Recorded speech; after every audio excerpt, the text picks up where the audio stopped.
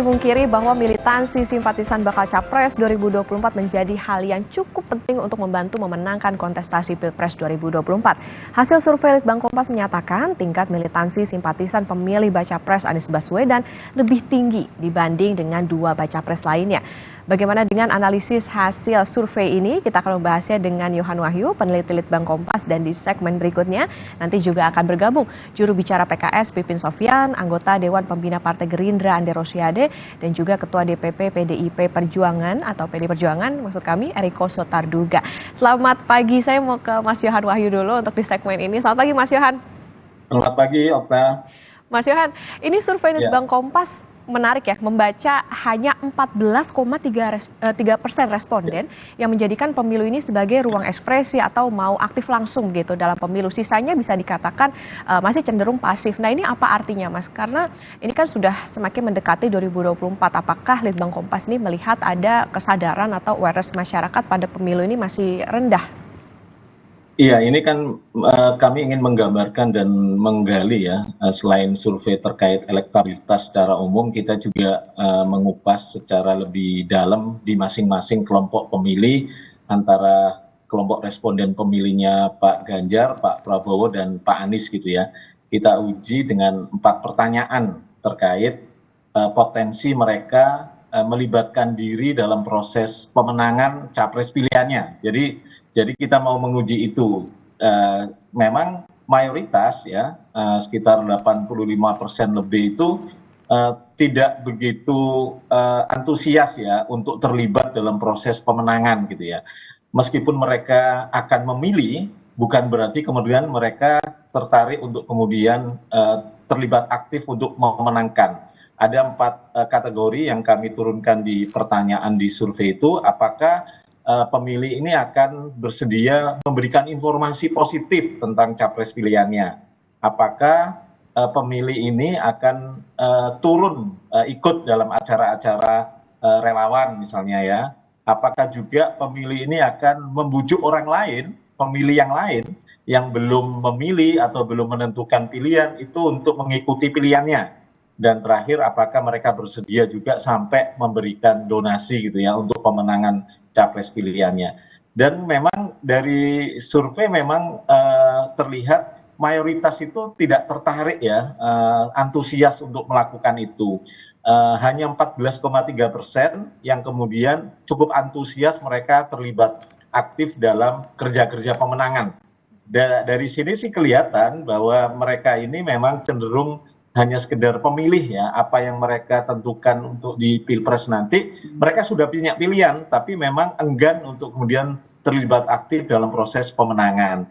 Nah, bagaimana 14,3% mereka yang bersedia dan antusias dalam proses pemenangan ini, ya mereka rata-rata aktif dan mereka memang lebih banyak bermain di sosial media gitu ya. Jadi kenapa misalnya kalau kita lihat begitu kontestasi Pilpres itu begitu riuh, begitu ramai, terutama di sosial media, padahal dalam konteks survei ini hanya 14,3% orang yang kemudian terlibat aktif ya karena kanal yang dipakai itu cukup efektif ya, mempengaruhi informasi, mempengaruhi banjir informasi, mempengaruhi opini orang. Karena memang sebagian besar kanal yang dipakai itu adalah sosial media. Artinya tidak butuh banyak orang juga untuk kemudian terlibat aktif di sosmed karena memang kanal itu sudah cukup efektif ya menjadi media penetrasi, media kampanye bagi calon presiden dan calon wakil presiden nanti. Jadi memang survei ini menangkap yang pertama, tidak banyak dari pemilih kita itu kemudian mau antusias untuk memperjuangkan kemenangan capres pilihannya, itu yang pertama. Yang kedua memang tidak banyak juga pemilih yang kemudian fokus untuk memberikan sumbangsi gitu ya, atau sesuatu yang bisa mereka sumbangkan untuk capres pilihannya. Jadi memang cenderung pasif gitu.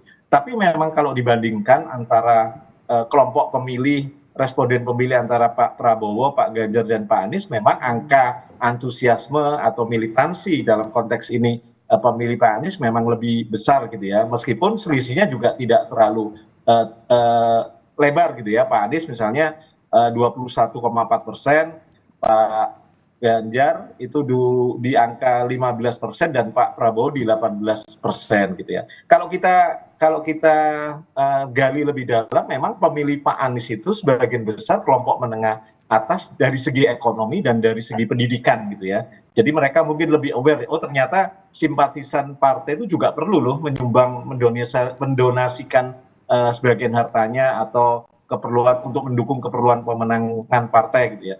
Sementara memang dalam konteks kelompok pemilih Pak Ganjar dan kelompok pemilih Pak Prabowo, memang dari kelompok menengah atas dan secara ekonomi maupun pendidikan ini memang seperlimanya gitu. Ini memang lebih kecil dibandingkan kelompok pemilih Pak Anies gitu ya.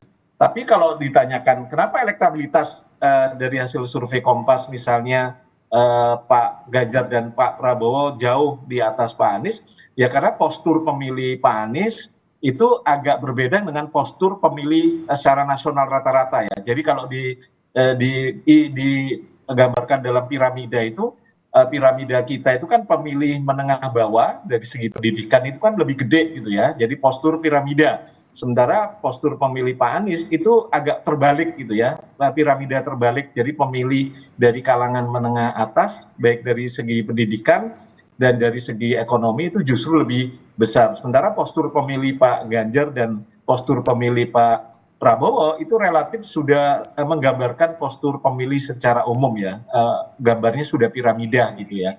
Jadi ini yang membedakan dalam konteks militansi ini. Kita memang melihat di masing-masing kelompok pemilih, masing-masing baca pres ini, dan kelihatan memang secara umum tidak begitu antusias gitu ya, meskipun angka 14% ini meskipun kecil, tapi cukup berpengaruh besar. Karena apa? Karena sosial media menjadi kanal yang dipakai untuk mengkampanyekan capres pilihannya. Oke, baik. Begitu, Okta.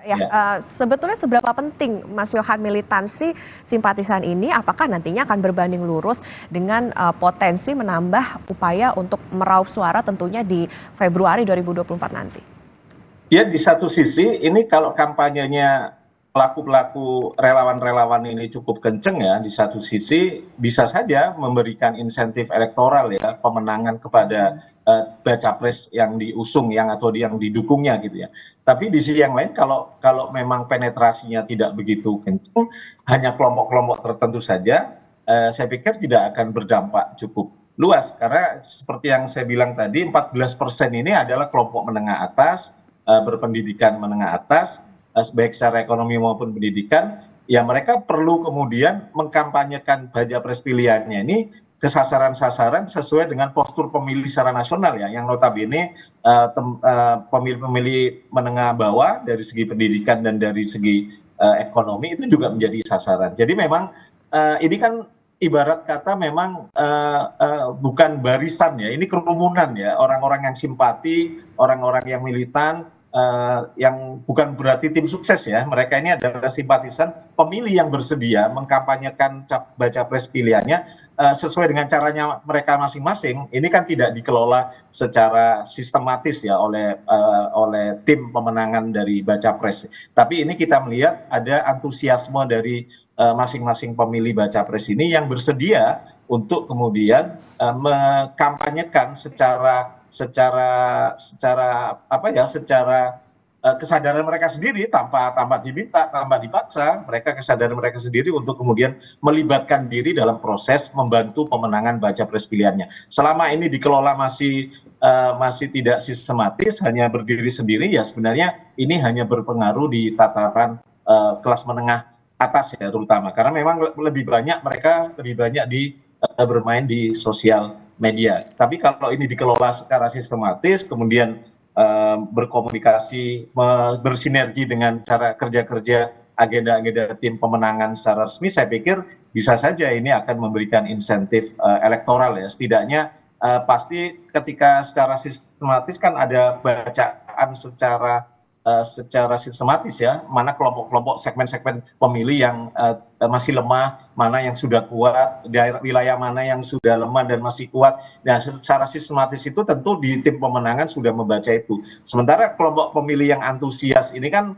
sebenarnya mereka tidak punya pola yang cukup baku ya. Mereka hanya kemudian memberanikan diri, bersedia volunteer gitu ya, menjadi relawan secara sukarela mereka aksesnya sosial media, ya sudah mereka berkampanye melalui sosial media saja. Jadi antusiasme ini tentu positif ya bagi partisipasi politik kita secara umum, bahwa berpartisipasi di pemilu itu tidak sekedar menggunakan hak pilih pada hari pemungutan suara nanti, tapi juga mereka melibatkan diri dalam proses campaign, dalam proses mengkampanyekan capres pilihannya.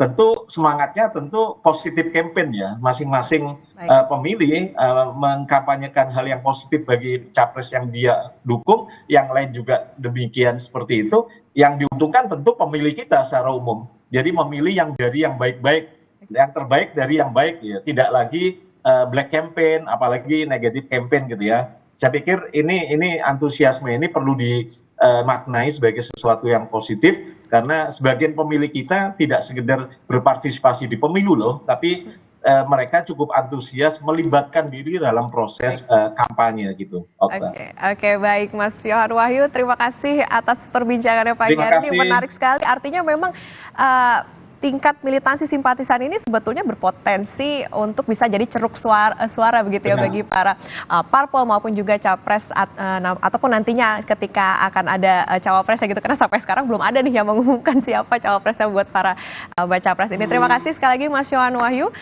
peneliti Litbang Kompas. Sehat selalu Mas. Dan usai jeda saudara, giliran 3 perwakilan poros bakal capres akan kami hadirkan untuk mengulas tingkat militansi bakal capres 2024. Sapa Indonesia Pagi akan segera kembali.